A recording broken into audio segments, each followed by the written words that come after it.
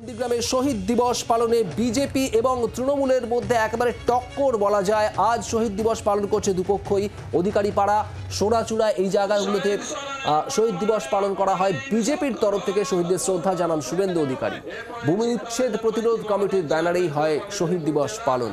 নন্দীগ্রামে তৃণমূলকে নিশানা করেছেন বিরোধী দলনেতা শুভেন্দু অধিকারী, আর পাল্টা বিজেপিকে আক্রমণ শানিয়েছে তৃণমূল। এবং আমাদের 7 নম্বরের প্রধান সাহেব ওনাকে বলবো এবং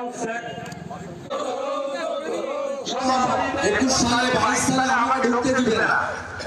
আমাকে তো একবার রাতে আসতে হয়েছে, বাপরে বাপ, একবার হাইকোর্ট থেকে অর্ডার নিয়ে আসতে হয়েছে। আমরা কুকুর মানুষের পায়ে কামড়ায়, মানুষ কখনো কুকুরের পায়ে কামড়ায়।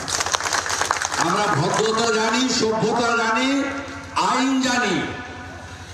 আমাদের নেতারা থানায় গিয়ে বলে এসেছেন আমরা 11টার মধ্যে সবাই চলে যাব, তারপরে পরিযায়ী প্রার্থীরা যদি আসতে চায় আসুন, কোনো অসুবিধা নেই। এবছরটা আমাদের লাস্ট আশা, পরের বছর আর পাবেন না।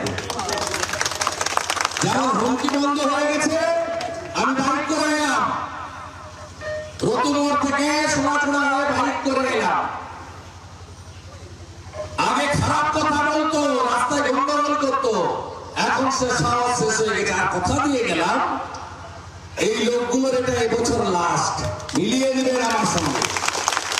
25 সালে আপনি এদের দেখতে পাবেন না, তোমার দেখা নাই যে তোমার দেখা নাই। বাংলার আওয়াজ, বাঙালির আবেগ, জি 24 ঘন্টা।